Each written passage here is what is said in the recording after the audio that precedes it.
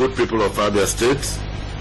It is my honor and pleasure to address you today on the occasion of the 28th anniversary of the creation of our dearly beloved Abia, God's own state.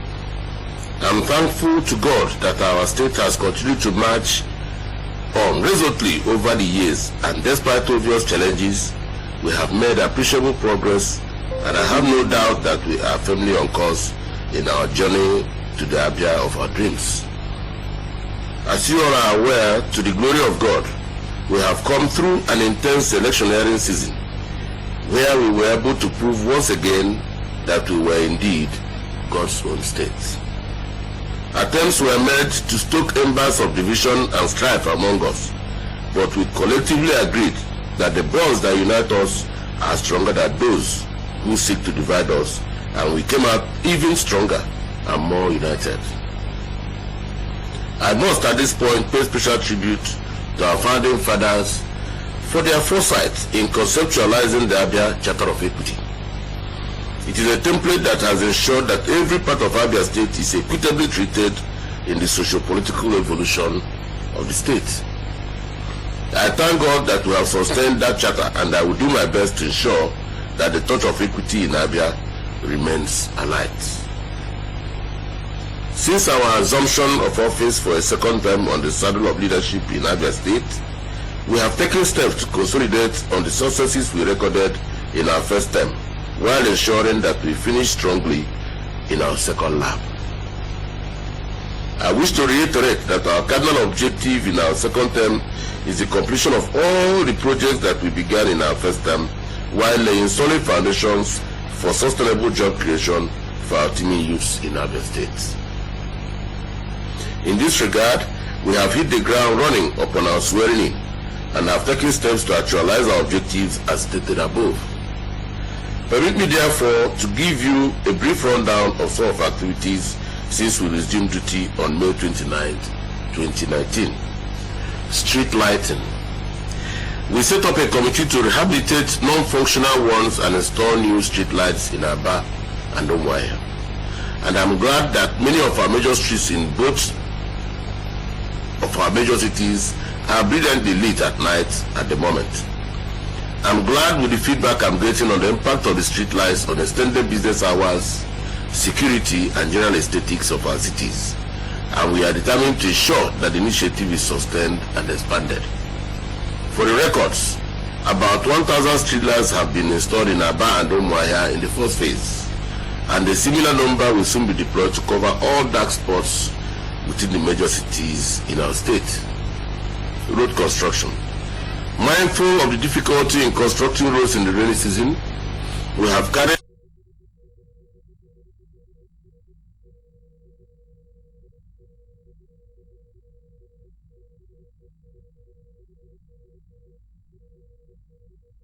contractors handling the Abia Road in Umuahia have continued working, and they are about to complete the phase 1 of the project. Drainage work is also ongoing on phase 2, which will see the project extended to Port Harcourt Expressway at Bakana. In a similar vein, China Zongo, the contractor handling the Osisioma interchange, is on site, and the project is advancing. We have also made appreciable progress on Ururuka Road, Osusu Road, Udabala Road, Port Harcourt Road, and Abreba Mporo Road, the Umuapra Ring Road, as well as the Umuoba Road. I trust that we are all witnesses to the work we are currently doing at Abowre Road in Abia.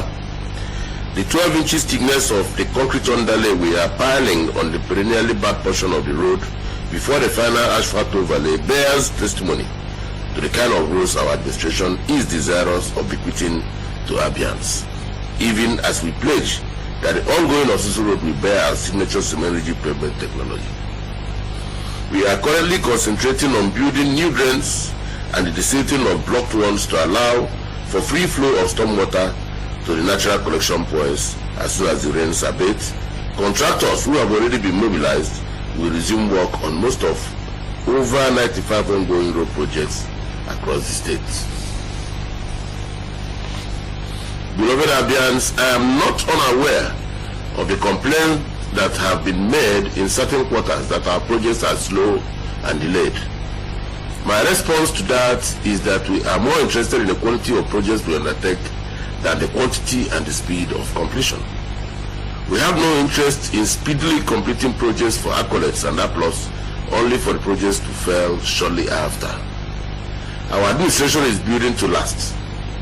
Within the bounds of the resources available to us, we will spread them equitably across sectors while ensuring that we get optimal value for every money we spend. I have said it before and I would like to reiterate it, that no road built under our administration will collapse in the lifetime of our administration, contrary to what was the title of Tenable. We do not have the money to be returning to the same project every year. We would rather take time to painstakingly do a project once and for all than to rush to finish a project within a year and it will fail by the next year. It is for this reason that I invite you to take time to check Omni Road, Kamalu Road, Fox Road, Ehere, Chimawafo /MCC, Ukebu, Umuola, Ovom, Samek, Tonimas, Enoch, Umuatako, Isingwosa, Ukebu Estate, low-cost housing estate, internal roads, and a whole lot of other roads that we have done, which have remained undented after several rainy seasons over the past 4 years. I also invite Abians, users and residents of these roads, to cast their mind to the condition of these roads before our administration came on board. We agree that there is still a lot of work left to be done, but we take pride in the ones we have done so far. Agriculture. We intend to pursue a robust agricultural policy in our second term in line with our 5 pillars of development. This drive will see us support the creation of agro-allied industries across various value chains in the agricultural sector, from rice, livestock, to poultry, oil palm, to cassava, and to yams and other cash crops. We are doing big things in agriculture in our second term. As a mark of our seriousness in this regard, we are set to complete the Acha rice mill in Isukwato local government area of Abia State, which will serve as a milling hub for rice farmers in that axis. Other similar mills are already established, while others are ongoing in other rice-producing communities in Abia North Senatorial Zone. SME/job creation. Work has reached advanced stages in the 2 shoe factories about to be opened in Abia State. The Libra Leather City at Obuak, Okwa West local government,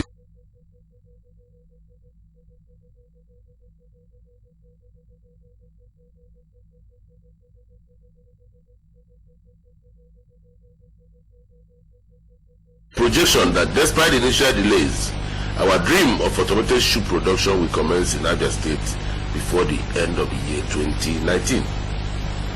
The Enyimba Economic City project is also fully on course, with key preliminary components of the project being tidied up. In a short while, we shall be hosting a grand event at the project site for the formal groundbreaking and commencement of construction works.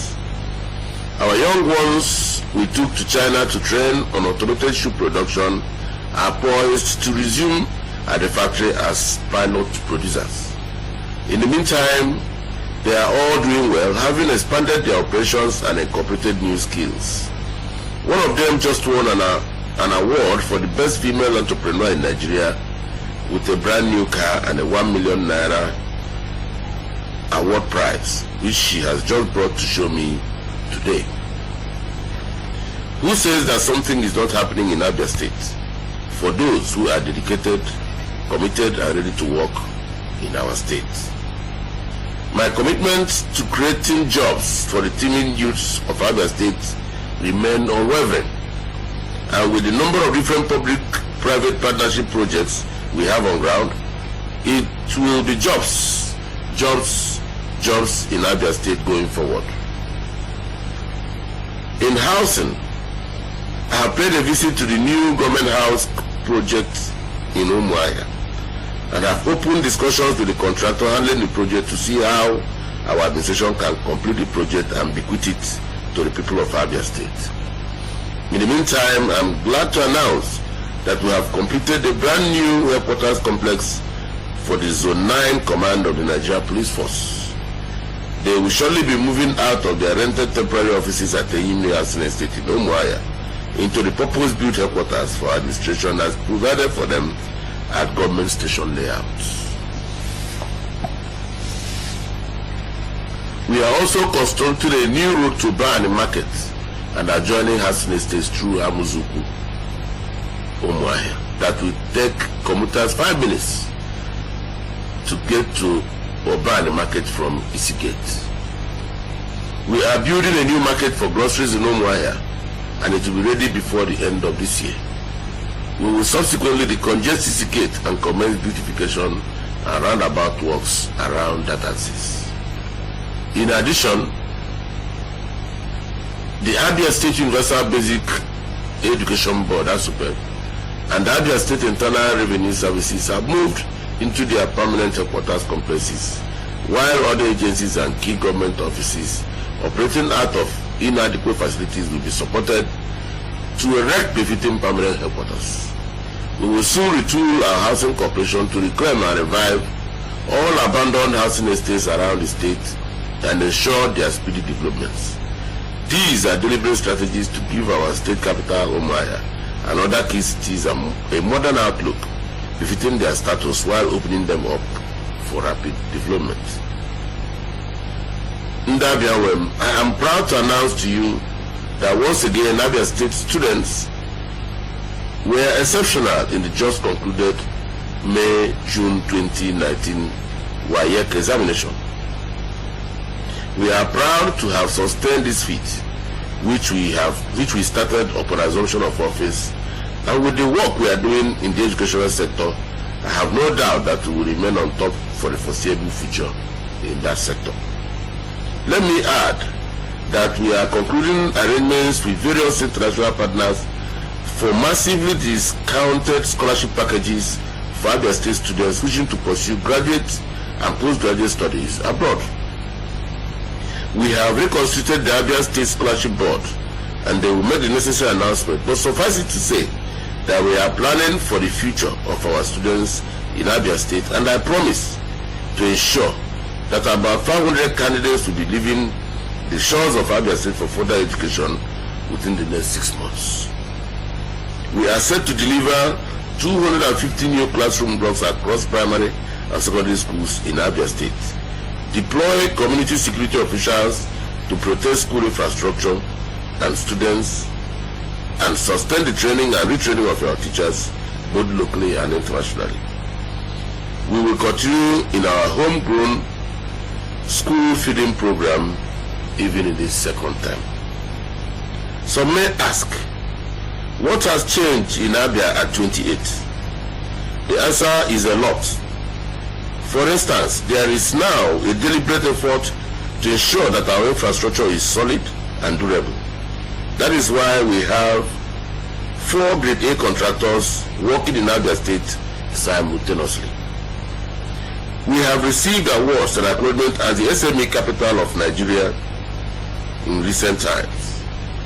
Abia has become the first export-free zone in Alibo, and Abia has received more World Bank support than ever before under our watch.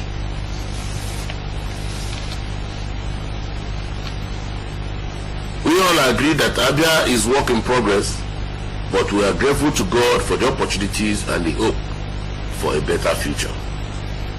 Salary update.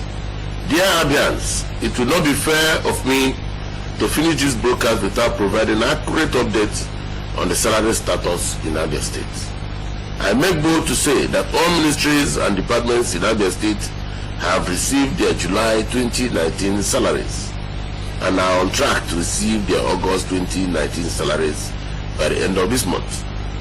The workers being owed salaries are mostly staff of agencies who receive monthly subventions from government and who were expected to manage their affairs, including payment of salaries. As the father of all, I will not leave the staff of these agencies to suffer. I have set up a committee headed by the head of service of Abia State, Sir Onyiwama, to work out modalities for the liquidation of these areas so that they can be up to date like their MDA counterparts. We are also reviewing the operations of all revenue generating agencies in Abia State to ensure that there is financial discipline.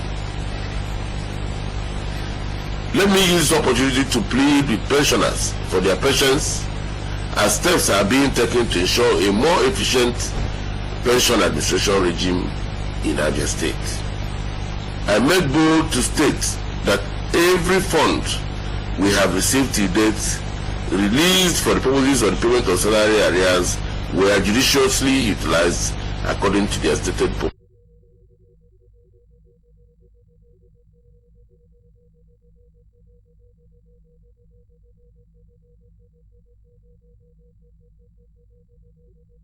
Investigated for mismanaging seven. Beloved Abians, I state unequivocally that the welfare of every Abian is of paramount importance to me. I am your governor. You elected me to serve you. I understand your challenges. I feel your pain. I assure you that your welfare and the well-being will be always paramount in my mind. I assure you that one thing you will never doubt. Where I, Dr. Okezie Ibazu, is concerned, is my commitment and sincerity of purpose in serving you. I will remain transparent and honest with you. I will keep you updated on what we are doing. I will take your feedbacks also. I am one of you and I'm here for you. Together we will do that which is right to the glory of God and for the benefit of Ndabia. Let me at this juncture pay tribute to our founding fathers and to assure them that we are carrying aloft the flame of development which they lit. I commiserate with the families of our dearly departed founding fathers while celebrating those still among us. I salute the Ezogo Anayozibe-led Abia State Advisory Council for their painstaking dedication in putting together events commemorating our creation every year. May God continue to strengthen them. I congratulate all those who have been chosen for conferment of our awards this year and urge them to continue to be worthy of the recognition accorded them. To all Abians in every walk of life, I remind you that this state belongs to all of us. Odemma Abia should be our guiding principle in all our endeavors. We have no other state to call our home. I promise you that by the end of our tenure, we shall be bequeathed to you an Abia far greater than the one we met. This is our solemn pledge, so help us God. God bless our founding fathers. God bless Abia State. Abia Gadiuku. I thank you all for your kind attention and I say happy 20th anniversary.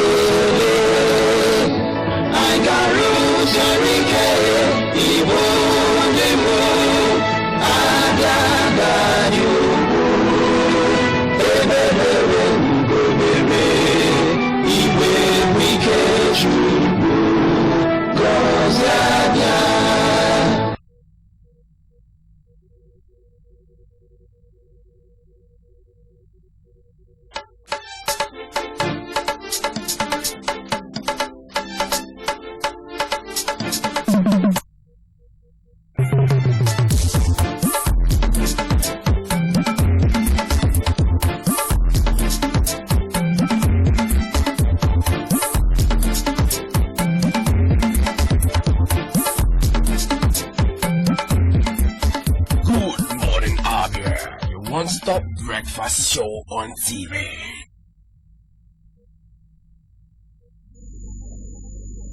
And that was Abia State Governor Dr. Ukeze as broadcasting to Abians' commitment to ensuring that Abia becomes better as Abia marks 28 years of existence. Well, it's time now to go straight to Abia for the news update with Ezine Wafo. Good morning, Ezine. Good morning, Nora. Good morning, Abians. On the news segment of Good Morning Abia, the Industrial Trust Fund (ITF) office in Ebonyi State over the weekend stated that it is going to partner Ebonyi State government to train and empower 300 youths and women under the 2019 National Industrial Skills Development Program (NISDP) in the state. The state coordinator of the organization, Ifeyinwa Osaje, stated this during a courtesy visit to the office of the newly appointed Ebonyi State Commissioner for Human Capital Development and Monitoring, Oji Uchenna Oji, in Abakaliki. She said the training for the unemployed youths will include catering and event management, tilling, production and laying of interlock, furniture making, horticulture and beauty care, welding and fabrication, with more than 10 training centers in different locations of the state.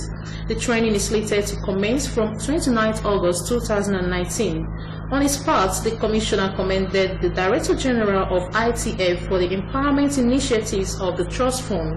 Oji said the resolve of the Umahi-led administration to declare a state of emergency on human capital development is born out of the then need to aggressively improve the human capital index of the state, raise the per capita status of the over 2.8 million people of Ebonyi State.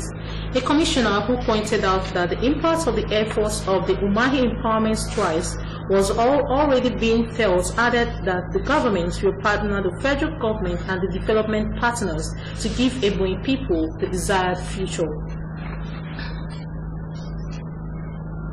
The Economic and Financial Crimes Commission (EFCC) has said the ongoing probe of the head of the Civil Service of the Federation, Mrs. Winifred Oyo Ita, was not influenced by the Chief of Staff to the President, Malam Abba Kyari. He said his investigation has always been evidence-based and most often triggered by petitions or intelligence. The agency said it is an independent agency created by law to fight corruption without fear or favor. The EFCC made the clarifications in a statement by its head of media and publicity, Mr. Wilson Urujarin. This is against the backdrop of the ongoing investigation of a 3 billion naira fraud in the office of the head of the Civil Service of the Federation.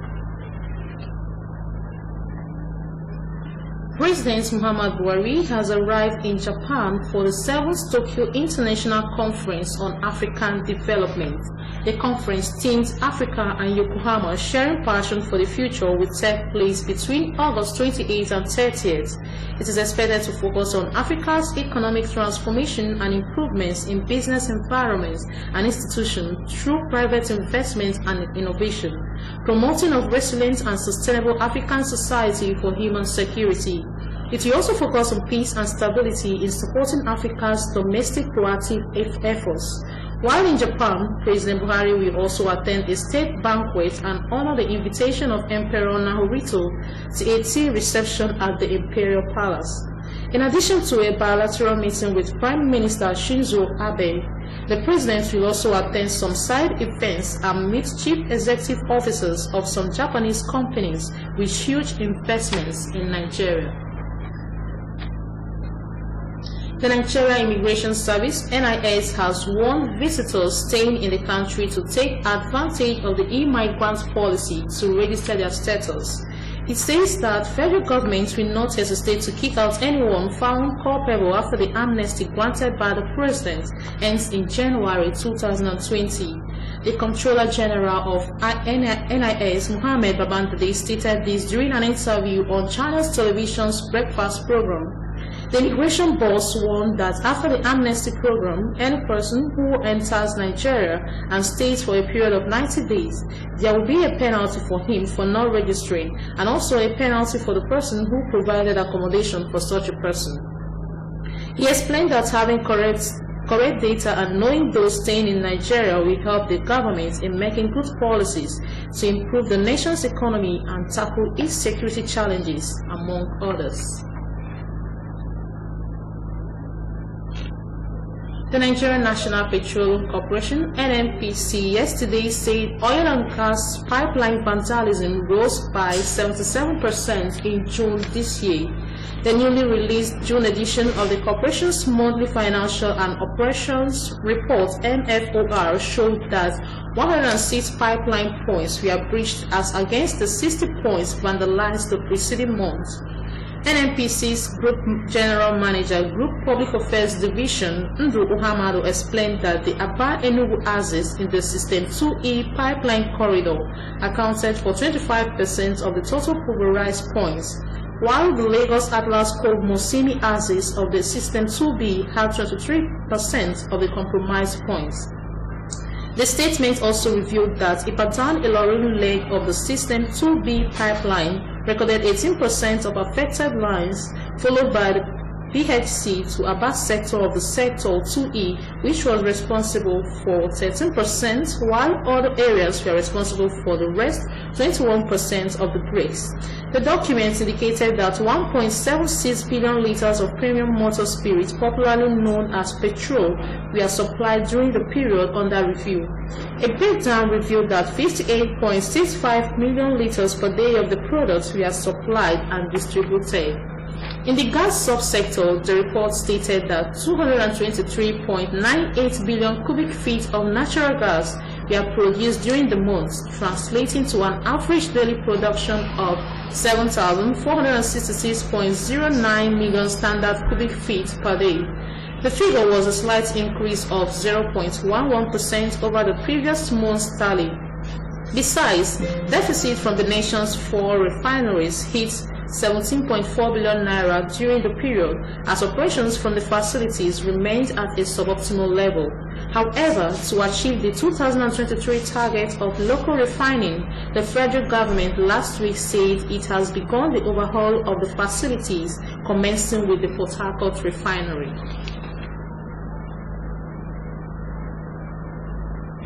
Available records shows that slave trade existed from the 15th century BC, starting with Mesopotamia. Africans suffered huge human capital losses to the evil of slavery from the 16th to the 19th century. Abolition of the Slave Trade Act entered statute books on 25th March 1807, but the practice lingered up until 1811. However, slavery is still practiced in today's world. Amanda Carlo completes the report.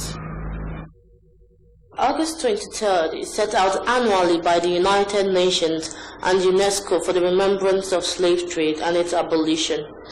It reminds all of the transatlantic slave trade and gives insight on methods used to abolish it. The theme for this year's edition is aimed at fighting slave trade through artistic impressions, acts, poems, music, drama, and spoken words. Slavery is not just chains on your hand, yes, and locking you up in a cell or something. Slavery has a whole lot fundamentally to do with the mind. Because once you can enslave a mind, you can enslave the body. I think art has done so well. To say done enough, I do not think we've done enough, but I think we've done so much. Observation also aims at addressing issues related with modern slavery and its many forms. These forms include sex slavery, child molestation, and human trafficking around Africa and in Nigeria. There is little or no social contracts being implemented in Africa, especially Nigeria. A situation where destitute kids have nothing for them. Government needs to do a lot more, a whole lot more, to encourage the abolition of slavery. Slavery has a whole lot fundamentally to do with the mind. Because once you can enslave a mind, you can enslave the body. The mind first. The masses are just, there's famine, there's starvation. This is slavery. Then we are meant to believe that we are not good enough. Now this is talking about Africa. This is still the mind. Our skin color is not good enough. And we all want to be white. Some ladies, black like us, want to bleach to get fair. That is slavery. The mind is enslaved. Then the sex trafficking, the violence at home, slavery. and many more. Respondents also called for the enforcement of basic human rights and existing laws aimed at enhancing human existence. I think there are enough policies and laws in the land that simply needs to be activated. We cannot be in a state where we enjoy freedom of information acts that have been passed, and yet gaining access to information becomes super duper problem. I think what we simply need to do is to rally around the existing laws of the land and activate them and bring them to fusion. Available data indicates that Africa lost over 4 million people to the transatlantic slave trade at its peak. Amanda Carlo, MCL News. The National Youth Service Corps (NYSC) on Monday arrested 10 fake corps members who attempted to register with fake certificates at orientation camps in Kebbi, Katsina, and Taraba states. The Director of Press and Public Relations, Adenike Adeyemi, said the fake corps members would be handed over to law enforcement agents for prosecution. He stated that the 3 of the corps members who were apprehended in Taraba camp claimed to have graduated from Istop University, Cotonou in Benin Republic. The corps members apprehended in Taraba camp includes Nasiru Yao from Mass Communication Department, Shu Mokhtar Computer Science, and Ilyasu Usman from Sociology Department. The NYSC said it discovered that none of the fake graduates could neither write nor say anything logical about the certificates or courses of study. It also said its verification officers detected 2 persons in Katsina State Orientation Camp during registration. It's noted that the 2 fake graduates who claim to have graduated from Imo State University have been handed over to the police for further investigation. And on the foreign scene, President Donald Trump says he will invite Russia's Vladimir Putin to next year's Group of 7 summit, as having the country in the room is better than having it outside. Trump spoke in Paris, France, at the conclusion of this year's G7 meetings. Trump has previously called to fully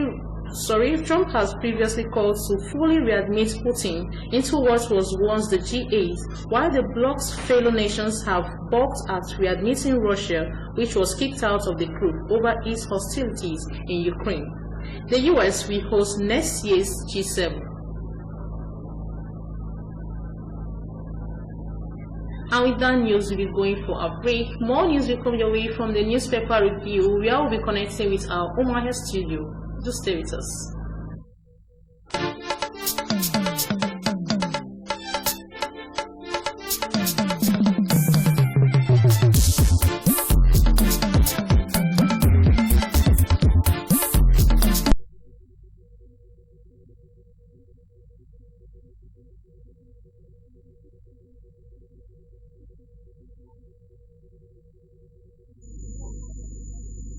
Welcome back, and if you just joined us, it's still Good Morning Abia. What's up, breakfast show on TV, and of course it's time now to take a look at the dailies. I will begin with the Daily Sun newspaper. On the front page of the Daily Sun newspaper, insecurity, Enugu students press for CP's removal. Insecurity, Enugu students press for CP's removal. Find that story on page 40. As killings, kidnappings continue, NLC talks tough, plans mass protest. And of course, that's the major headline on the front page of the Daily Sun newspaper. As killings, kidnappings continue, NLC talks tough, plans mass protest, demands implementation of new minimum wage. No IPOB protest against Buhari in Japan presidency. No IPOB protest against Buhari in Japan presidency. We didn't demolish mosque, Wike. We didn't demolish mosque, Wike. And then you see Bayelsa Guba, Dixon said to endorse Senator. Bayelsa Guba, Dixon said to endorse Senator. The stories are found on pages 10 and 41. CBN raises alert on fraudulent loan schemes. CBN raises alert on fraudulent loan schemes. That is found on page 2. And of course, you see a picture story there of President Muhammad Buhari with Nigerian ambassadors to Japan, Mohammed Ghana Issa, Minister of Foreign Affairs, Mr. Geoffrey Onyama, and Governor Samuel Otom of Benue State in Japan, where they are attending the 7th Tokyo International Conference on Africa Development. And of course, this picture was taken yesterday. At the back page of the Daily Sun newspaper this morning, Ray Ekpo writes on what is Williams doing right? What is Williams doing right? That's a question. Of course, read of that on page 47. On page 46, which is sports, AG 2019, Okabari disqualified as Anebata hands Nigeria first athletics gold. AG 2019, Okabari disqualified as Anebata hands Nigeria first athletics gold. And Livy Obijo on Insights this morning rise on the good life that ends in misery. The good life that ends in mystery. And of course, what you're seeing there is a picture story of some of the arrested Nigerians by FBI. And now to what makes us laugh a little every morning, and that's Citizen Joe. Citizen Joe says, Bayelsa trader money distribution, not vote buying presidency. Bayelsa trader money distribution, not vote buying presidency. And Citizen Joe says, is money given to traders during elections? Is money given to traders during elections? Well, that's it from the Daily Sun newspaper. And next is Nation with Michael Foley. Good morning and welcome to the newspaper review. Because the next paper on the desk this morning is the Nation. There is no, if you ask me, there is no other nation to call out except Nigeria. And of course, the Nation at the top left corner of the paper comes up with IPOB men not in Japan says presidency, and that could be found on page 4 of the paper. And after that, it is gunmen killed 2 policemen in Edo, that could be found on page 5 of the paper. Amechi Abe renewed face-off in Rivers, that could be found on page 7. And of course, the big bold headline this morning from the paper is federal government joins forces with US to track FBI 77 suspects. The criminal acts condemnable, envoy. They don't represent true Nigerians. And of course, before that, it is my son-in-law gave Obasanjo library 15 million naira, says Atiku. Of course, the picture there that says picture speaks volume. This morning is the Minister of Science and Technology, Dr. Obunaya. On the fourth left, the Minister of State of Science and Technology, Alhaji Muhammad Abdullahi. Fourth right, Permanent Secretary of the Ministry, Mr. Bitrus Nabasu. Third left, and others during the Ministers' meeting with the Director Generals of agencies and Supervising Directors of the Ministry in Abuja yesterday. And of course, let's take you to the back page of the Nation, this newspaper. And of course, it is at home and abroad. And it's coming from Tunji Olatunji Dari. And it says, weep not for Adebayo Shitu. And of course, the cartoon animation to spies day this morning is coming from Ripples. It says, Nigeria leads Africa in open defecation. Second in Africa, UNICEF. Yes, Nigeria let me carry last. Sometimes the characters of these animations are quite funny, because I heard you talking about Citizen Joe, where money, traders' money is being distributed. And the question is, why is it coming at this point in time? We're doing election. And now, Ripples this morning saying, it is a known fact that Nigeria leads in Africa in open defecation. and they say, don't be real Nigeria. Nigeria they carry that. Well, sometimes you say the truth in a very funny way. There's a saying that when two people are having a cup to share a bottle of beer, that's when you say truth and all that thing comes out. So sometimes the Ripples and some of this cartoon animation finds a way to, give out the truth. Alright, I think it's time for us to talk. Nora.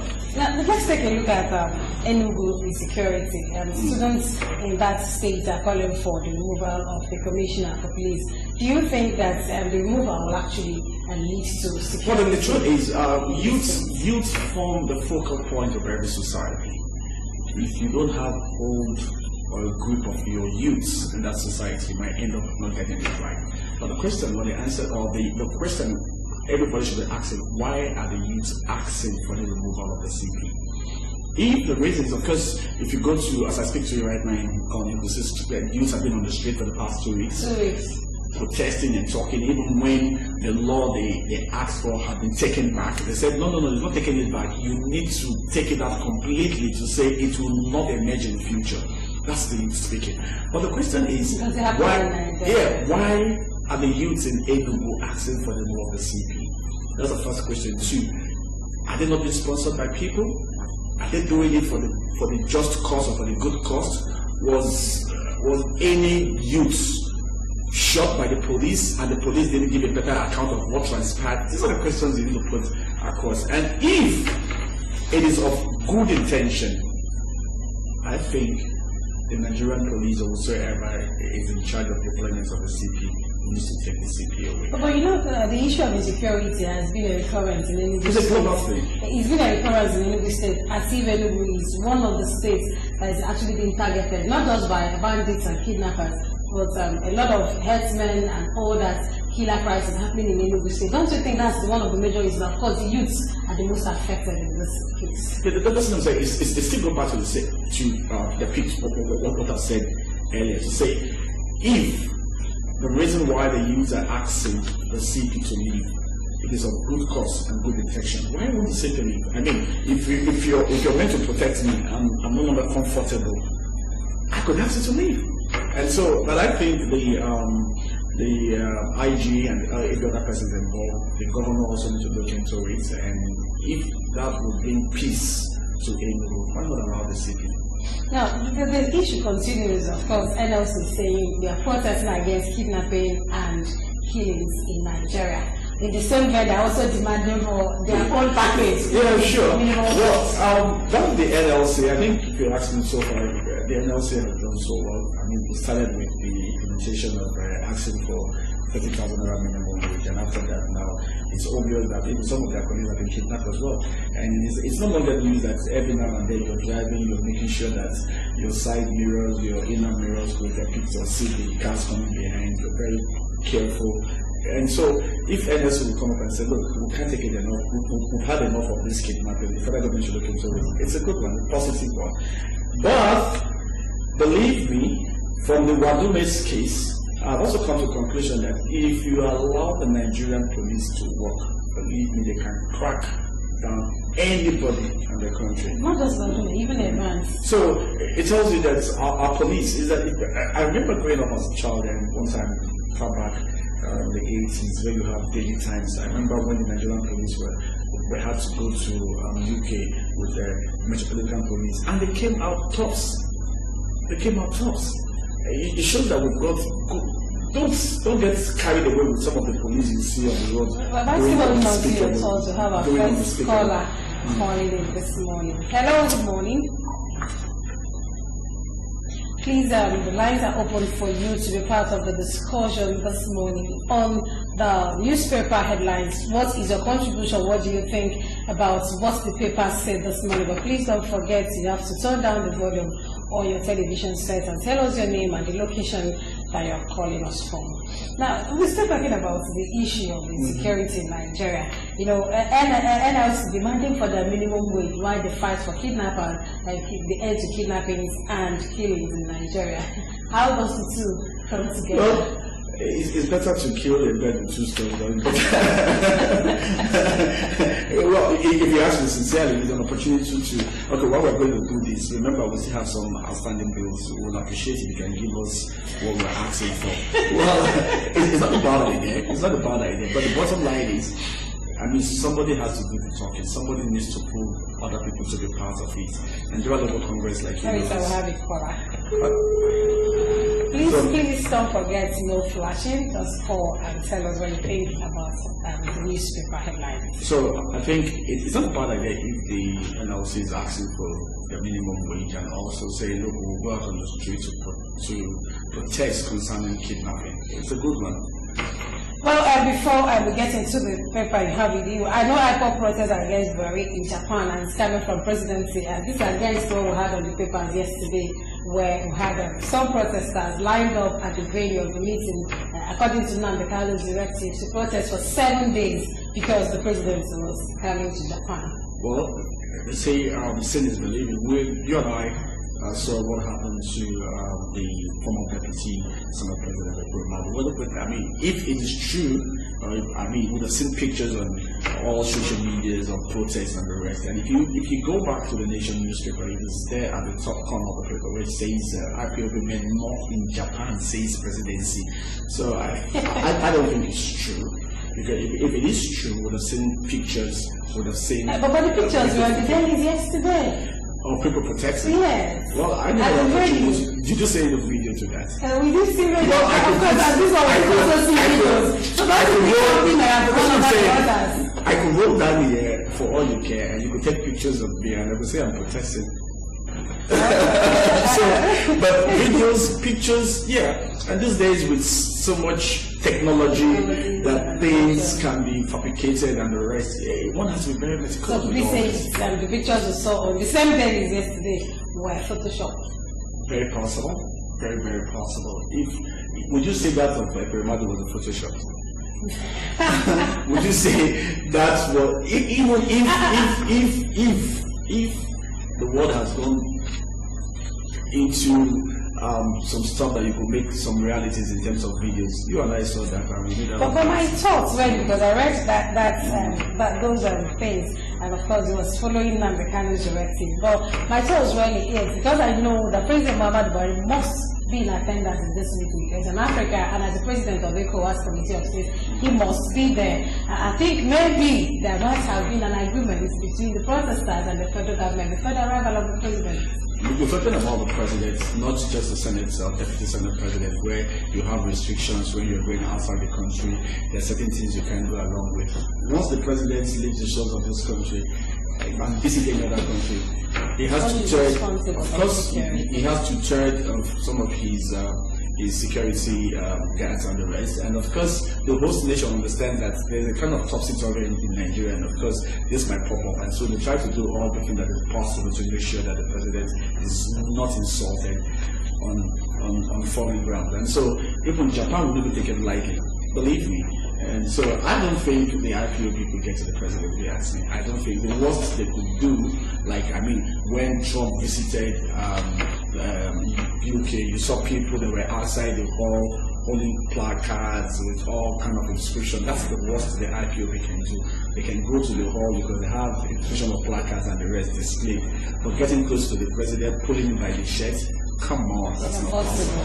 So what do you have on the nation? Well, on the nation, I think one of the things I think we need to look into is the federal government joined forces with the US to track the FBI's and the 7 suspects. You and I know it's no longer news when 77 Nigerians were said to be involved in fraud, money laundering and the rest, and because it's not a good one for Nigeria, knowing fully that we're trying to build that image. If you go out of the shores of this country, you understand immediately a police pulls you over, or by the time you get to the airport and say, immediately you bring the green passport. I'm one of the people that have advocated, even when I heard the passport, the new passport was going to come with a different color, it was like a big relief for me as a person. Because you understand that once they see that green passport, they become a bit hostile. Because it is assumed that once it's a green passport, it's a Nigerian, and of course, he's not a sincere person. We need to change that. We need to change that orientation. And for this, to have 77 Nigerians as suspects of money laundering and the rest, it was even on the news 2 days ago. One of the suspects is also close to Festus Kuyamo. And of course, Kuyamo had come up to say to the world, so he's I'm not denying him. We grew up together, we schooled together in Ugeli, we're friends, we're still friends. His family, my family, we're friends. His brother comes to my house and everything. And he said, well, my appeal, I'm not going to speak for him. My appeal is that I think the federal government needs to the FBI needs to investigate properly, because I know he's from a very good background.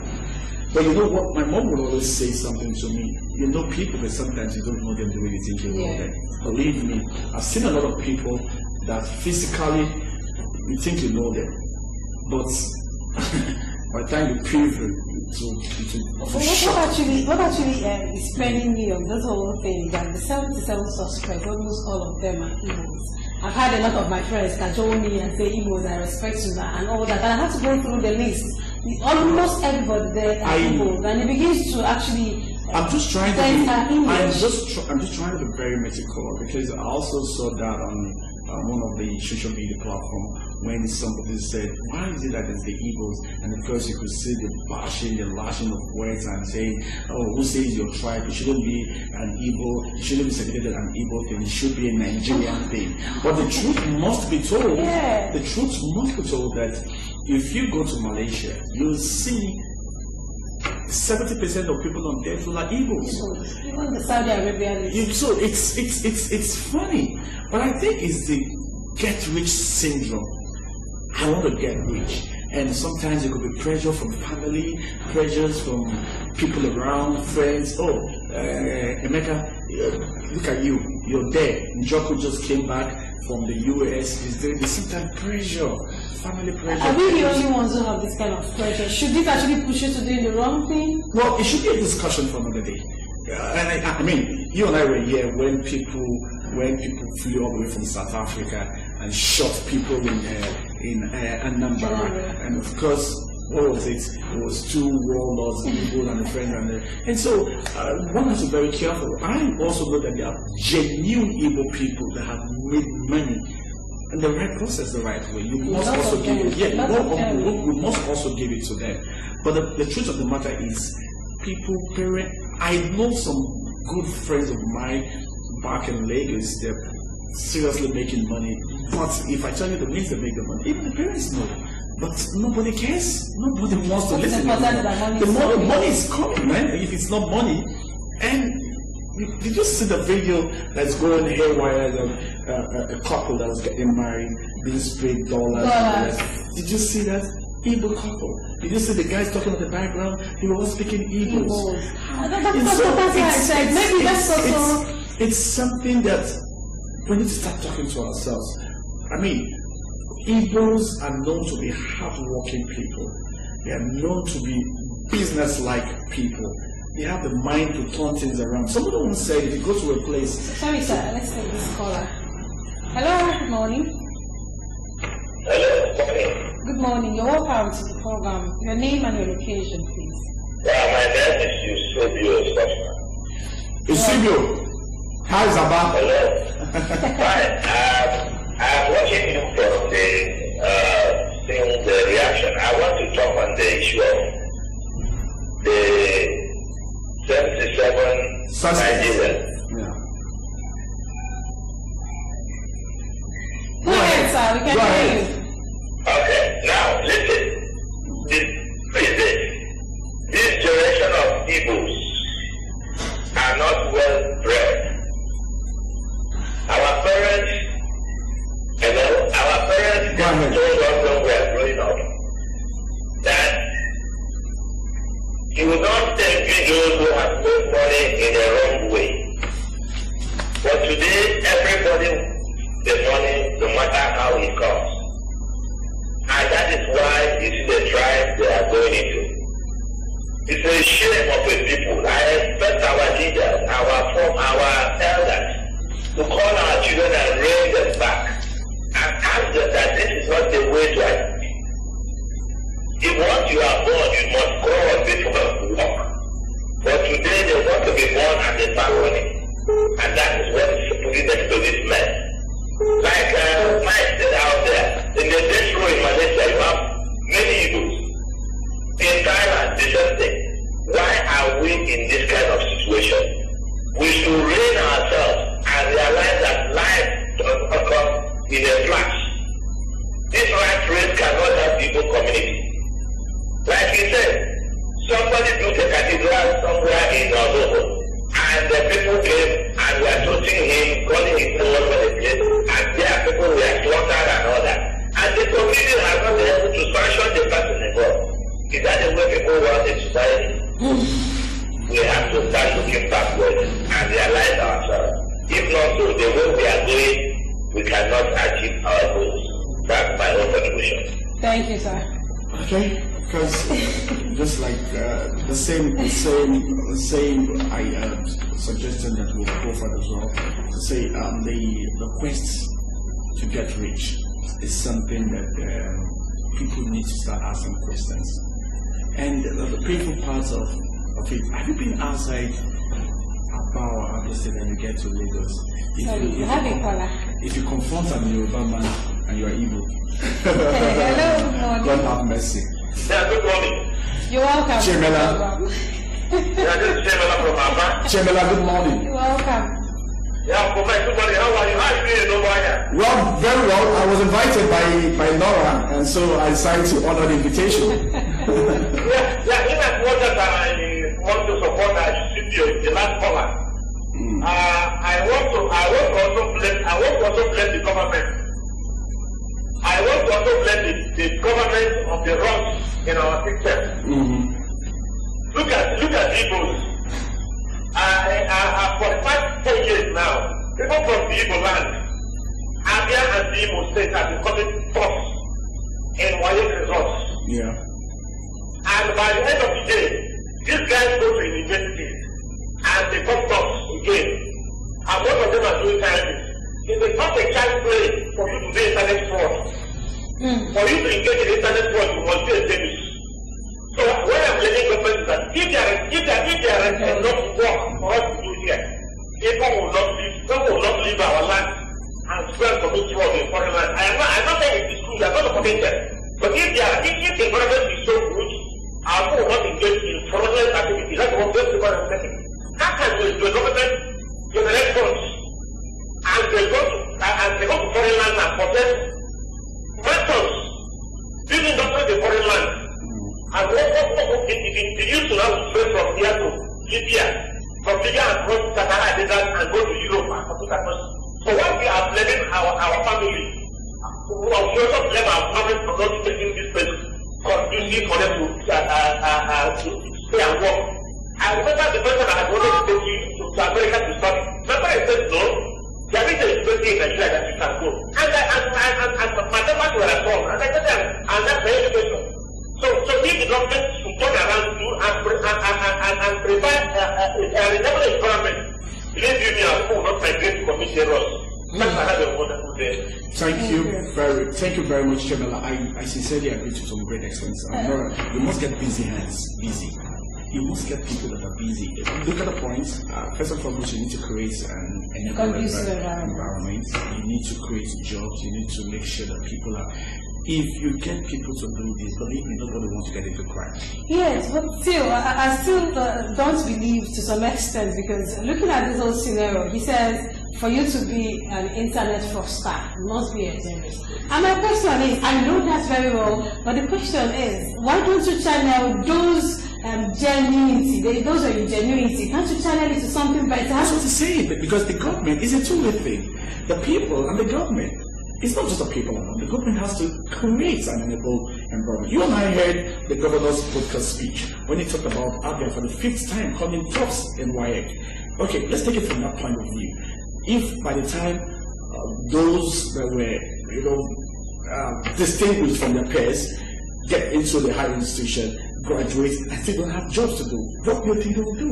They'll get involved with something else. So that is what he's saying. But the first American president also asked the question. He said, do not ask for what the country will do for you. What will you do for the country? I think those things also should come to our mind. Sure. And it is there. Yes, don't take what American can do for you. Think what you can do for America. But American has already laid something down for you.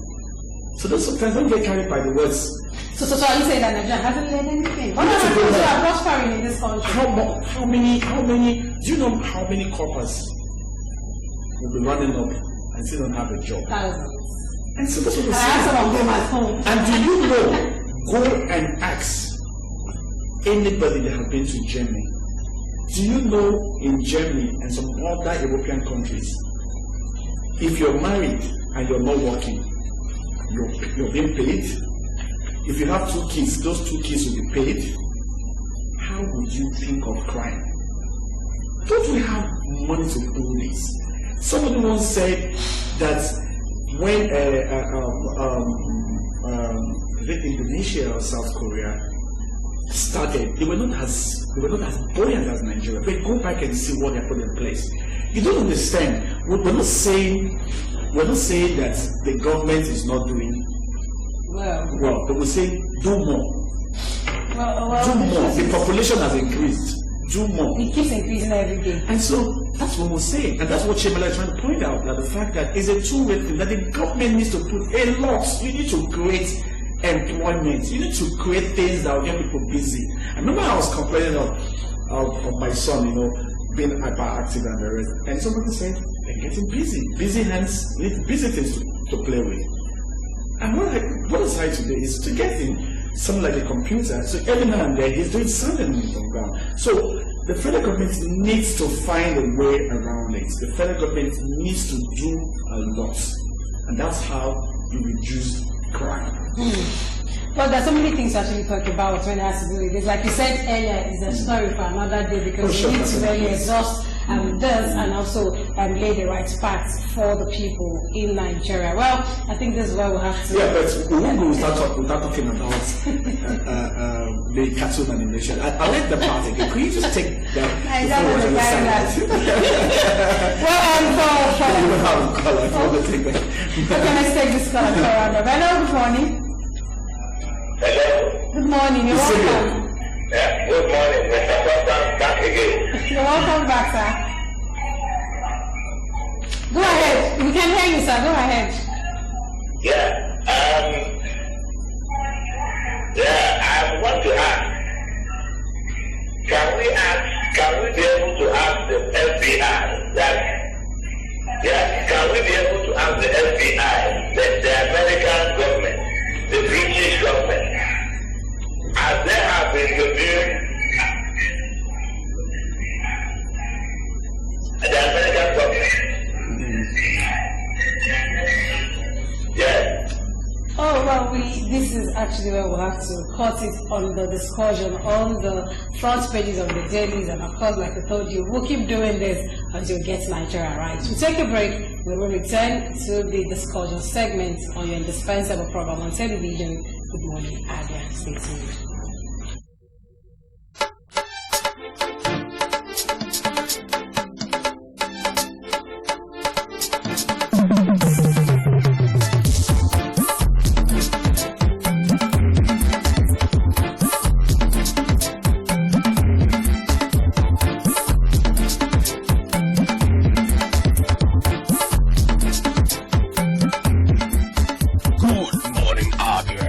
One-stop breakfast show on TV.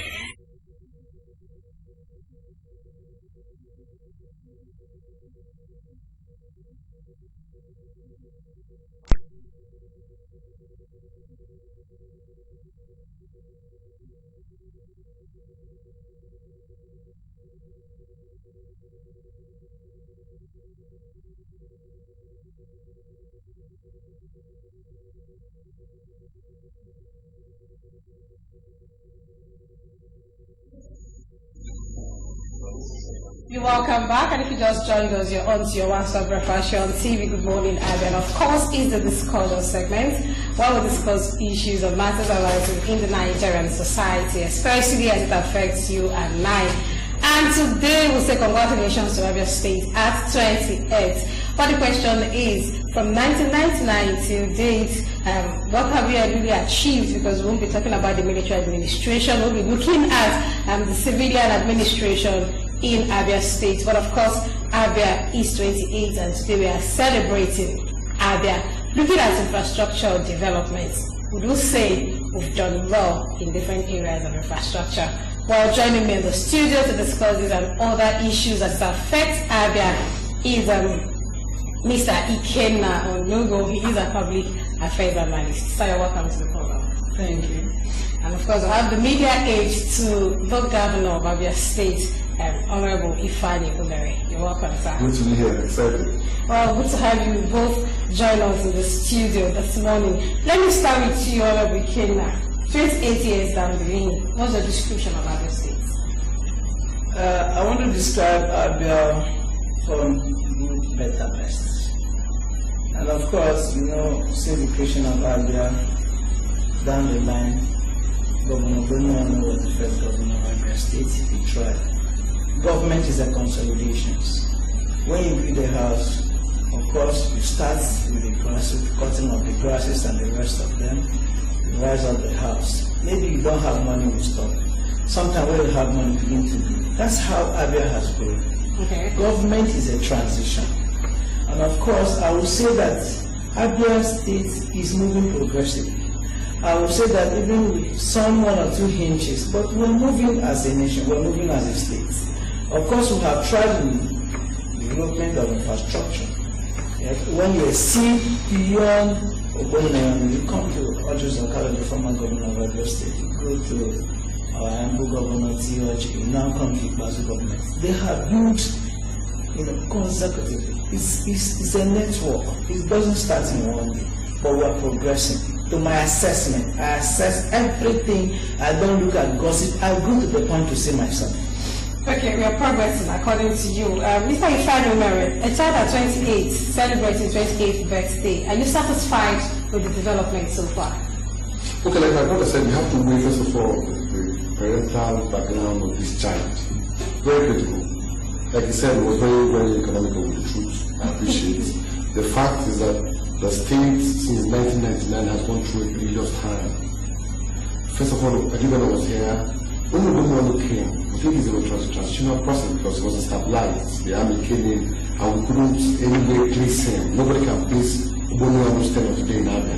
You can't reconcile it. The fundamental flaw and where we got a disaster because the start was faulty. We were unfortunate to be in the custody of the first governor who ought to have laid a formidable foundation, which was Okada. Unfortunately for us, the foundations were not only hollow, they were outrageously not feasible. It was a government that was basically devoted to mamacracy and every other vices you can't imagine. So it was a faulty one, yes. We began to have a fresh of breath air when the likes of Senator T.O.G. came in.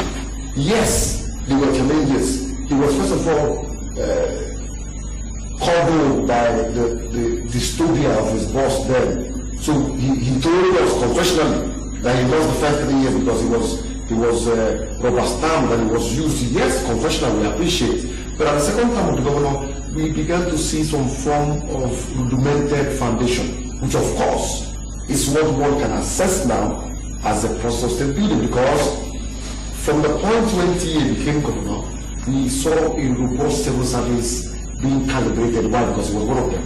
We also saw the need and desire to have infrastructure in local government. He laid it. Yes, there were challenges. I must say that. Yes, he faced through. He went through a perilous time trying to lay this foundation. But we thank God that we were able to find ourselves in the custody of this servant leader, who of course has remained very cerebral.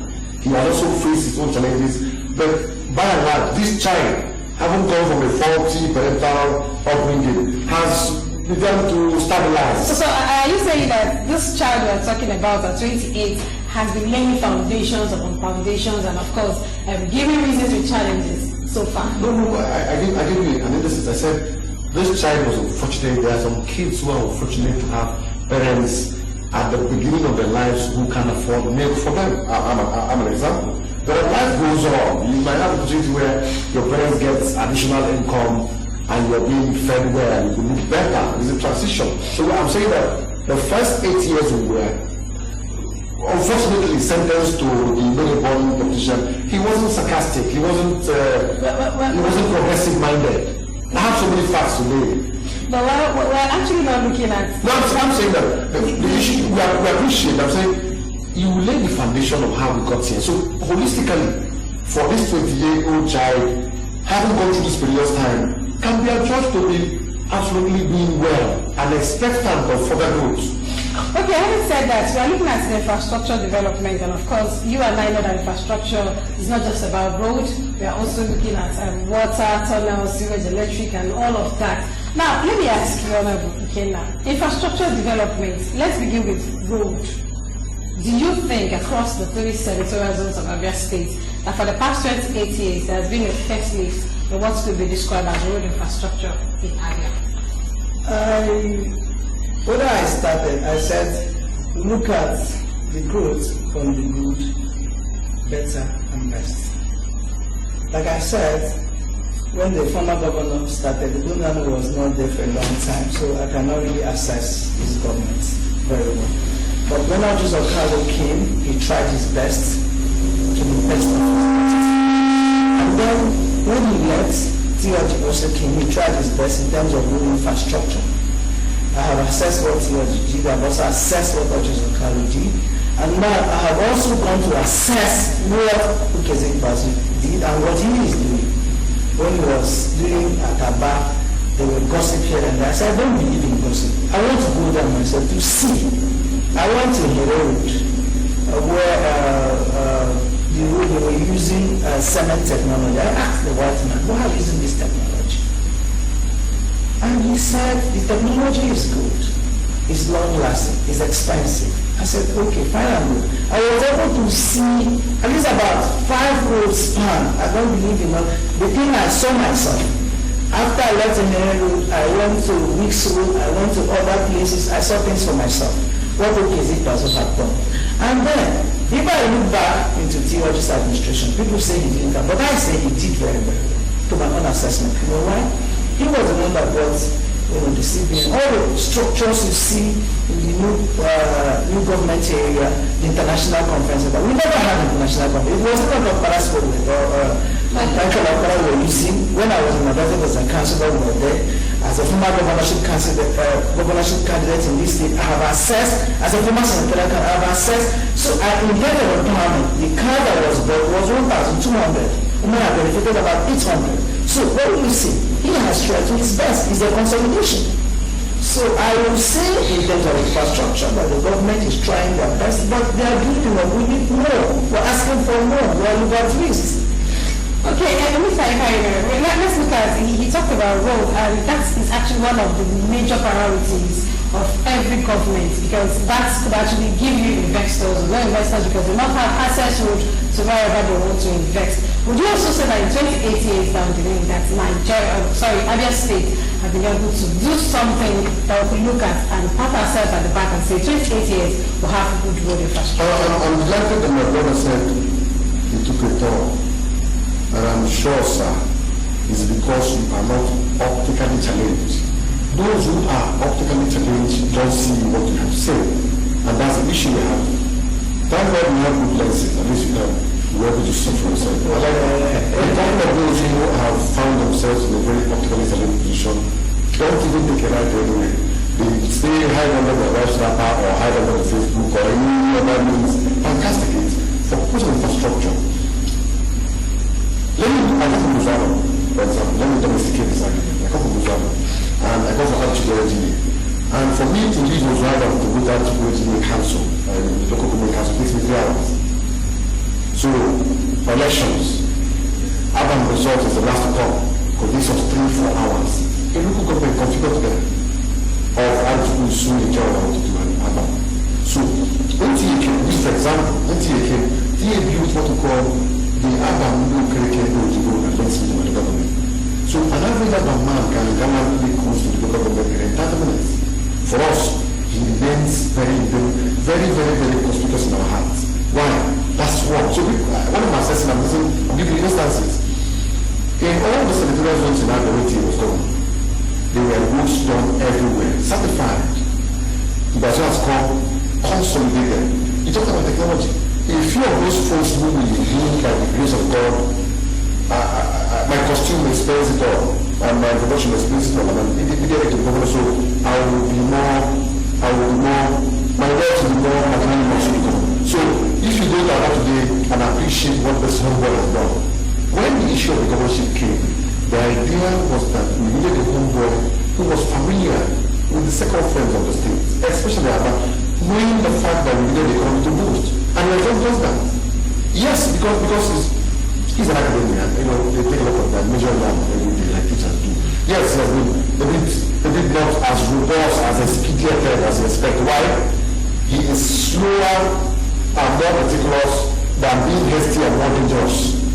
So we appreciate, for us, infrastructure-wise, yes, we still have challenges.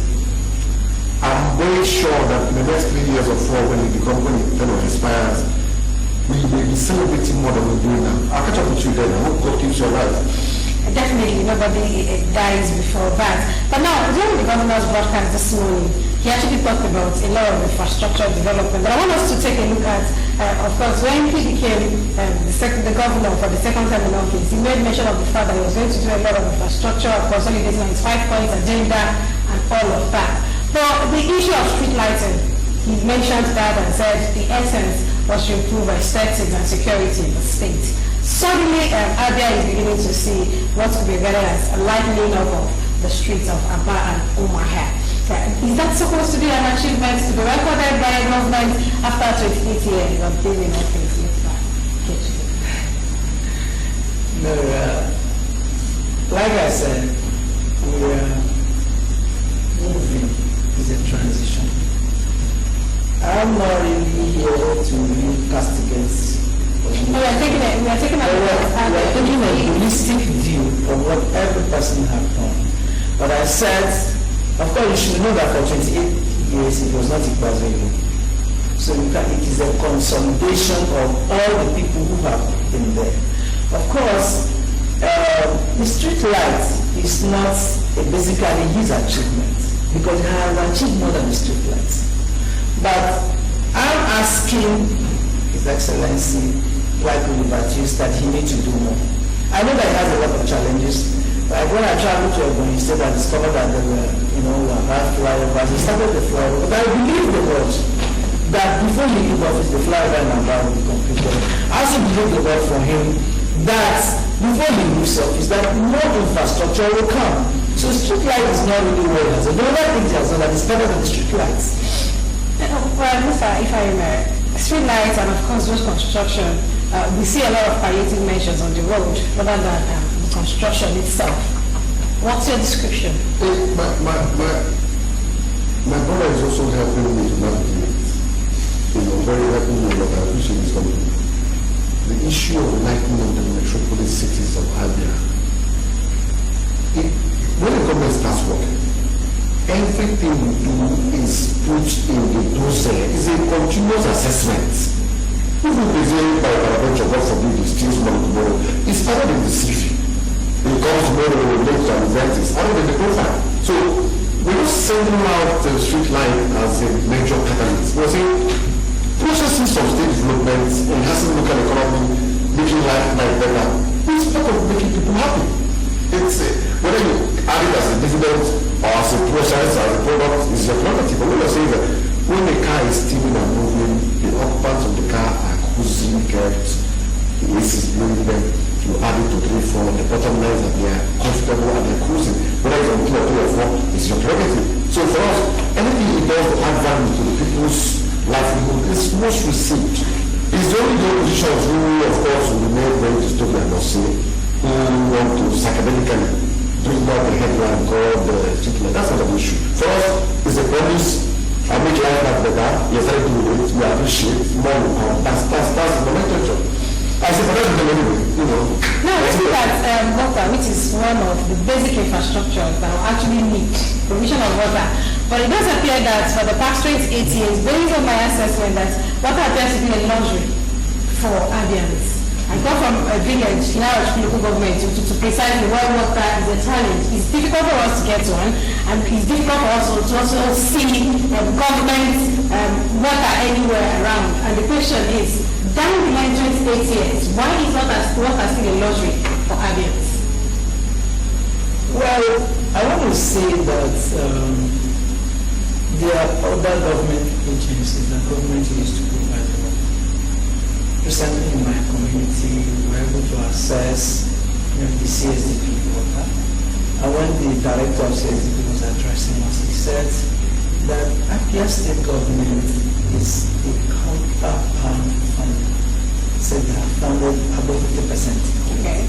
So in terms of water drinking and all that, we should also know, does the village have accessible water? Do they have table water? And if they have table water, can it be accessible? Or is it a stream water? Like if you go to a room, you see a lot of wells, But there are also some companies that will get water from a river and clean it up. These are some of the questions that we need to have. Because there are some communities when you go there, you discover that even get a well become very, very difficult. So you need to either find out the conglomeration of water or ocean or whatever and then treat them. So like what I said, government is stage by stage. When I was not in government, I was a very radical person. But now I have come to government. I understand that even when you're doing no one castigating, but I know that communities that have not accessed water today, tomorrow they might be fully accessed. For 2018, Mr. Ifeanyi Umeri, no water to access, just a few communities. I've been to indices and I've been to facts for my solutions. I grew up in Maya. When we were growing up in Maya, when we had coding and functioning and Forge Road came to construct roads in Maya, there were water running in my house in Igbo Street, 48 Igbo Street. Please go and confirm. I grew up in Igbo Street. So how much now? Beautiful. There was a massive water reservoir you see every time at Odoma. That's the idea. It is not the calendar. It's not the table. It was the propelling one from Momo that gave water to everywhere. I used to wake up in the morning on Sunday, my mother would go open it and would play with it. Expansion, state development, vandalization, irresponsibility, and non-chalancy, and the non-maintenance culture of the agencies started with the responsibility of managing water, for example, Ministry of Water, for example, and maybe public utility. Every responsible commissioner, I told you when I was governor, we used to. All those, if you move around the metropolis of Mumbai, you find out you could see traces of those water lines. People who were involved in selling water in the tank were the first ones to prepare the sabotage. It became very lucrative in the 80s and 90s. You see tankers everywhere. It was one of the most lucrative business to do. People were dying because they were fundamentally sabotaging the government until the point where they visited about 2 months ago to see what you can do to the money as an area. So if you may not compare this my analysis with the rural areas here, but the elected representatives of the people needs to domesticate their needs. This cosmopolitan one I visit every day doesn't help. A few of the red members, house members should find time to make this part of their constituency project. Not only fund projects where you come and commission $50 million budget which you can do. You separate your needs and then help the government in getting them done. I have a red member, we have assembly members, we have a councillor, I've also served as councillor. When I was councillor in half of one in LGA, I put in water in the neighborhood and I put in the school funds using my small resources. A few of the guys who are appointed come to my every day with pancake and visit all the funds. They are not investigated. So you get a lot of disconnect. For me, I want to challenge the governor who was observing to please the next commissioner that you will appoint, let him not jockeyate from one conference to another, let him be given a one charge mandate. I don't want to be the next commissioner. But whoever it is, I'm going to lead, having prepared this my vision now this morning, I'm going to lead a charge in the office of the commissioner, whoever becomes, that your first duty is to revive people to drink water. You never know. Like you will be doing as a speaker today, if you go to school and go to maybe around somewhere, within the Abia Central State Constituency, everybody has good water in every neighborhood. That's why his election was very easy. Go and check, go to school, go to everywhere. So let other members do the same. Now, can we look at the aesthetics of Abia Street 2088 down here? Abia appears to be, a lot of people will say Abia may be unlucky with what could be described as aesthetics. The beauty is not there. You go to other states and you're like, so these things are there. It's still part of infrastructure development. And of course, yesterday the governor had to visit Gate and says there is need for them to relocate our markets to another place to improve the aesthetics look of Abia, especially the city center, Omaya and all that. Now, let's look at it. Do you think that in 28 years you still keep blaming ourselves that we had a lot of challenges and that's why we are still the way we are at this point in the history of the nation? Well, I think we should not do more of blaming, but we should do more of praying for Abia. Some people say that prayer don't change anything. When you have to do with governance, it's the people who are ready to work for the governor himself is being composed somewhere. governor of Abia State is being controlled somewhere. Let me give you, by God himself. Let me give you an instance. My pastor, Pastor David Ibolo, was talking to the former president of Nigeria. He says, Your Excellency, sir, I don't know what I'm doing sometimes. Sometimes I see myself being carried in the ocean. I see some cabal is talking to me. Tomorrow morning I'll start doing those things. So you can understand that there are spiritual implications of some of these things. And so what Abians need to do is to pray for Abia. But I want to encourage His Excellency and, aligning myself to removal of that market. It pisses me off any time I come there. I want to thank Governor Theology for that, for that energy, for that, speed to remove that market at initially. We need to understand what Theology has done by pushing that market to that place. That is the determining development of Abia towards that direction. All you need, if you go to Ogun State, you see the beautification of Ogun State. And you say, this way, state, I don't say they were what they don't want to be all about. But, sorry to use that word. But today, when you go there, you see the beautifications. The government himself, should resolve enough energy and move that market from that place and relocate an in-house market. Maybe if you want to buy vegetables, you can go there and buy vegetables. It's an answer, honestly speaking. It's an answer. I think we have to let the lines be open for our viewer out there to make your contributions, but please don't forget no name calling. You call us and tell us your location and go straight to your contribution. What do you think about Abia at 28, especially as regards infrastructure development? Now, I want to ask you, Mr. Omer, at 28, you're still struggling with the aesthetics, the beauty of a city like Umuahia and Aba. What do you make of it? You talked about that and I was like, wow, exactly. Different goals for different folks. I also appreciate my brother's analogy of being here from the States. The attitude of the people determines the aesthetic. For example, if you go to Abba, for example, the predominant untidy manner at which the business environment is carried out makes the city untidy. So you require some hygienic touch and some class of finesse to be able to have the attitude to keep the place clean. Okay, when I talk about flyover. When it was created from Abia, please, I want anybody who's going to call and challenge them to please govern with your phones. The financial responsibility of Abia and Ebony are not in the same level. Please call anybody who is working in the civil service of Ebony. Their payment regime is different from Abia. So financial commitments differ.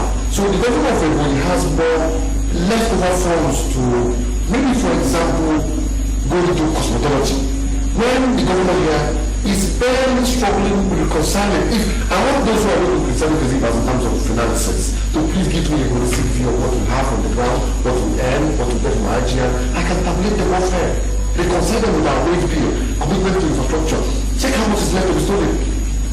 But when you have anybody address of criticism, is a government you just lump your arguments porously. The first one argument I said for Ebony, yes, your costume now.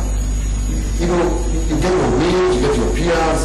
Your style of clothes and costume may be different from anybody who is maybe more flamboyant in party. That doesn't take away the integrity, doesn't take away the finesse, doesn't take away the virtuousness.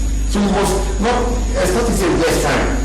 Lagos, for example, has all the paraphernalia. Okay? 4 years ago, I don't want to use this one on television. I was dropping Lagos, the first came from Lagos now, on the road. Everybody was watching. But that's one of the most lovely cities of the world. So every city has its challenges. If ours, we also want the governor, like you said, to see what he can do. But private investment and private drive also help to protect the city. For example, who might have this nomenclature about old city, right? As if you go to the world now, you see the one house. Sorry, please, I'm holding on to your thoughts. Let's take the first caller. Hello, good morning. Hello, good morning. You're welcome. Your name and your location, sir. Yeah, my name is Ian. I'm calling from Abia. You're welcome, sir. Yeah, I sympathize really with the young man. I sympathize I sympathize with him. Because he started forming by telling us that the foundation based by Honorable Kano. And unfortunately, Honorable Kano is PDP, the other over to the PDP, the other book is PDP, and then you are defending his party. Because when you are defending his present government, you are defending your party. I think the young man should take a walk, and I wouldn't take his right. He should come to Abia and take a walk in Abia. If he does that, believe you me, he will go back here and set a program. So that we have a failure who's doing over 20 years now for our PDP administration. It is unfortunate that somebody will appear on your TV and continue to defend the present government. Even the roads that are being compared today in Abia, they are correct. For what you are not about the flyover, not about the silver. For what is your plan to Batak? A road that has been constructed, a single road for 7 good years. For what is your plan to Batak? And not able to be completed. A road wire for Gitigate to go to wire for 5 years now. A single road that is not 4 kilometers. I'm not talking about the data road. This is not about the infrastructure. I'm not talking about those roads. I don't think that we have to not be late by quality leadership on that PDP. So for him to say that when you saw theology and also Kano, I think that is not being fair. However, it is my prayer that I can say one day is led by a quality leader. Thanks for having a nice day. Okay, I need to respond. Thank you very much. I appreciate it. Let me go straight to him. I couldn't remember the name. But Chemela, thank you so much. Chemela, thank you for sympathizing with me.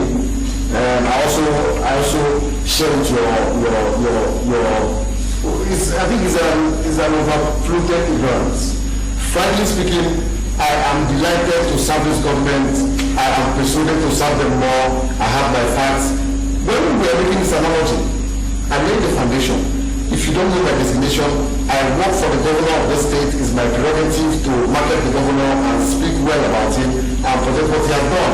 It's also your own prerogative to hide under the ambience of your ignorance to criticize. But if you had my colleague here when he said, I didn't know the first time, he said, if you were, I said we had issues with those who are up to 20 and we don't have now.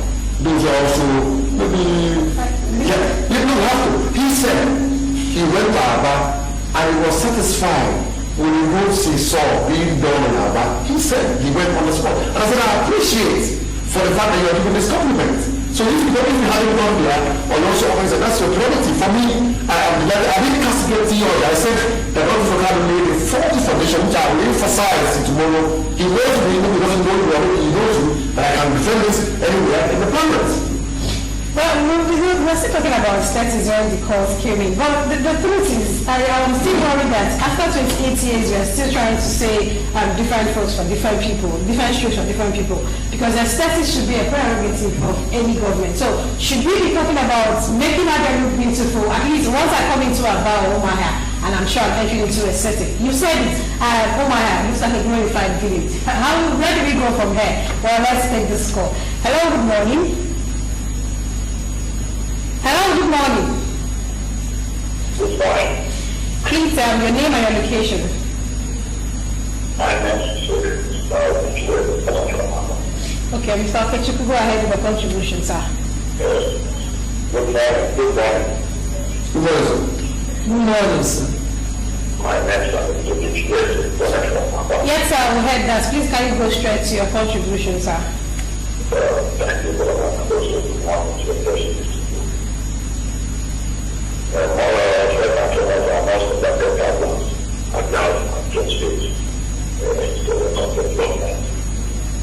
let me start by saying, I want to commend the government first on environmental sanitation and majesty, more especially Africa.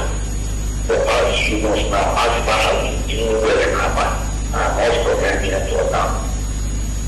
But to one thing is for sure, it is a which the people of Abia have found much great environment.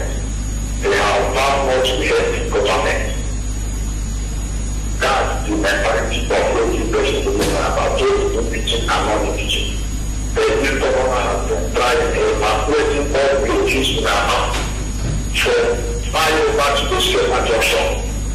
They have been doing a great job that they are not commenting on that. And also, they are looking at transport throughout the development plan, especially on the road. This present confrontation site, you must not go down that way. There's so much road to my road. Walk back road. Then my next concern is I'm going to come from the Shema junction, from that junction there to Baba. Back here, or the water, really stress payment.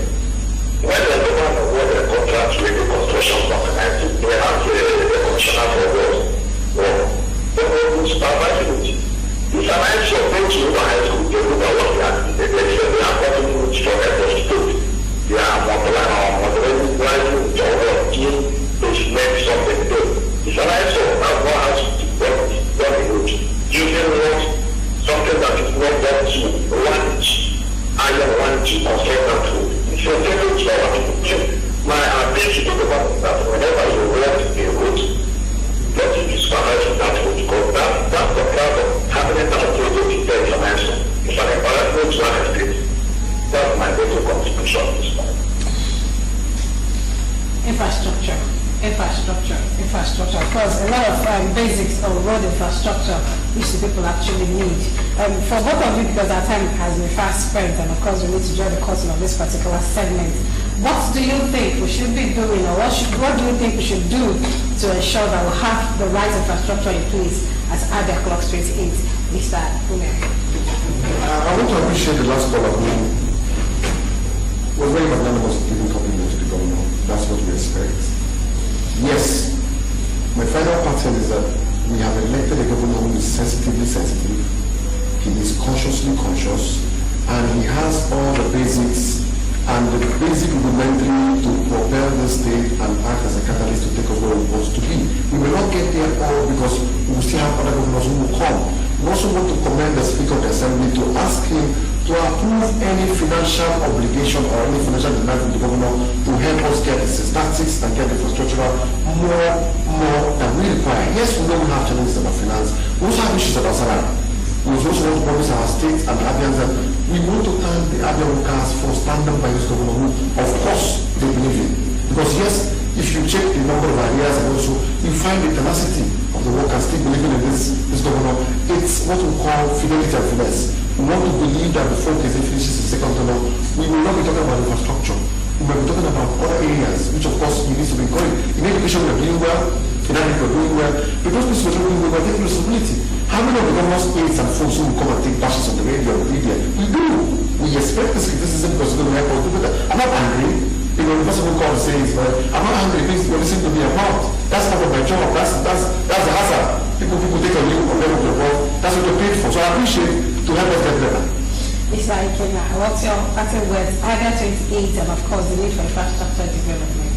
I want to congratulate His Excellency Dr. Kezi Kwaso and the 28 years of Abia State and other relevant stakeholders and the Speaker, the State House of Assembly. But I want to say that His Excellency should remember where he's coming from. And that God brought him from the jungle and introduced him among princess. And that Abia is his baby. And so this baby cannot afford to die in his hands. And therefore, he should summon above courage with the speed of light. Not just because he's going to places, unless he does not want to go to places. And so when we summon that courage, to finish the infrastructure he has started in Abia. I read some of the rules that Abia people are panting for. I lived in Abia for many years. Is their federal rules. And we look at some of the finances we have within our jurisdiction and all that. But he has to do everything in his power. Let him not make the mistake of what the former president of Nigeria made. You know that Goodluck Jonathan was busy consolidating in the north. And then he could not do more in the south. Let him do everything within his power to push over to everything that means infrastructure, human capital development, and salary. I want to thank you very much, and I want to thank Abians for the privilege and opportunity. Thank you very much. Well, thank you so much, gentlemen, for finding time to be with us on the program. We'll be looking at Abia at 28 and the infrastructure development. Of course, my guests have been Honorable Ikena Onugo, a public affairs analyst. Thank you, sir, for joining us. Thank you. And I had the Ifeanyi Umo, that time the media, he loved the guy. Thank you so much for joining us. I'm happy to be here. Thank you so much. I always want to be here with you. Thank you, my pleasure. Thank you, sir. And to you out there, please, and callers, we are sorry we could not continue with the calls. They keep coming. But please, tomorrow, we'll be still talking about Abia at 28 and so many other issues that we need to tackle as Abia Clause 28. From all there is congratulations to Abia. Up next is sports with Chuseki. Stay tuned.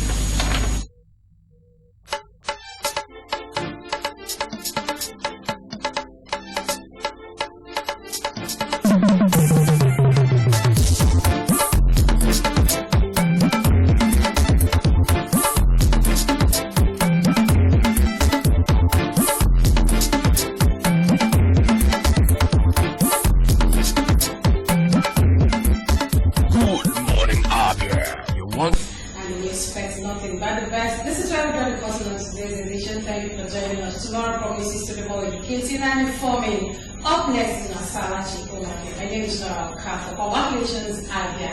Bye for now.